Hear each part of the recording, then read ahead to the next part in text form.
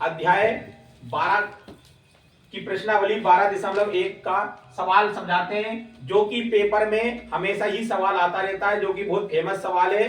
Capsule का संपूर्ण पृष्ठीय क्षेत्रफल ज्ञात, यानी कैप्सूल वाला सवाल। कक्षा 10th के गणित का 12वें अध्याय का कैप्सूल वाला एक प्रसिद्ध सवाल है। तो उसको हम आपको समझाते हैं बहुत सरल तरीके से, बहुत सरल तरीके से आपको समझाते हैं। तो इसमें सवाल में दिया है कि दवा का एक कैप्सूल एक बेलन के आकार का है। तो सबसे पहले अपन क्या बनाएंगे, एक कैप्सूल बनाएंगे। ये कैप्सूल बना दिया, इस कैप्सूल के बीच में एक लाइन खींची, क्योंकि जब अपन कोई कैप्सूल दुकान से लेते हैं तो उसके बीच में एक लाइन खींची रहती, मतलब दो प्रकार का अलग अलग कलर रहता है।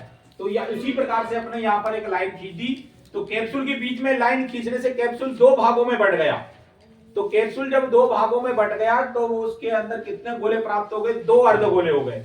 पहला अर्धगोला ये हो गया, दूसरा अर्धगोला ये हो गया। तो एक कैप्सूल जो है वो दो अर्धगोले के आकार का हो गया। तो कैप्सूल की जो संपूर्ण लंबाई है वो दी है 14 mm का मतलब होता है मिलीमीटर, ठीक है। अब जो कैप्सूल है पहले ये बेलन के आकार का था, फिर ये कैप्सूल बेलन का ना होके किसमें डिवाइड हो गया, अर्धगोले में हो गया। तो सबसे पहले अपन को लिखना है कि बेलन में क्या क्या है। तो बेलन में दवा का एक कैप्सूल एक बेलन के आकार का है, जिसके दोनों सिरों पर एक एक अर्धगोला लगा हुआ है। दोनों सिरों पर एक एक अर्धगोला लगा हुआ है, ठीक है। पूरे कैप्सूल की लंबाई 14 mm है। तो पूरे कैप्सूल की लंबाई अपन लिख ली 14 mm, और उसका व्यास 5 mm है। इसका पृष्ठीय क्षेत्रफल ज्ञात कीजिए। कैप्सूल जो है वो किसके आकार का है, बेलन के आकार का है। तो बेलन का व्यास कितना हो गया, 5, d बराबर हो गया 5 mm। जब कभी व्यास दिया रहता है तो व्यास से अपन क्या निकालते हैं, त्रिज्या निकालते हैं। त्रिज्या मतलब r निकालते हैं। तो जब r का मान निकालते हैं तो व्यास में 2 का भाग देते हैं। तो व्यास कितना है, 5, यानी d का मान कितना है अपने पास, 5। तो r का मान निकालेंगे तो 5 में 2 का भाग देंगे। तो r बराबर हो गया 5/2 mm। अब अपन को निकालना है बेलन की ऊंचाई। बेलन की ऊंचाई मतलब h निकालना है। तो h कैसे निकालें, कैप्सूल की जो संपूर्ण ऊंचाई है 14, इस 14 में से अपन ये 5 को माइनस कर देंगे। तो कितना हो गया, 9 mm। अब बेलन के बाद कैप्सूल किसमें बदल गया, अर्धगोले में बदल गया। तो अपने पास कितने अर्धगोले हो गए, 2 अर्धगोले हो गए। तो अर्धगोले की त्रिज्या भी कितनी हो जाएगी, 5/2।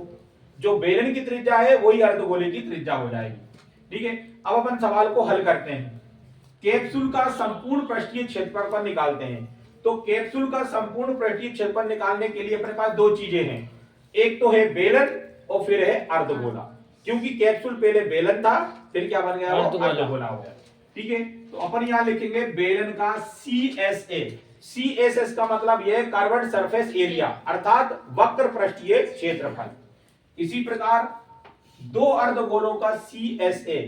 2 अर्धगोले क्यों लिखे, क्योंकि कैप्सूल 2 भागों में बंट गया, 2 अर्धगोलों में बंट गया। तो 2 अर्धगोलों का CSA, CS का कर्व्ड सरफेस एरिया यानी वक्र पृष्ठीय क्षेत्रफल।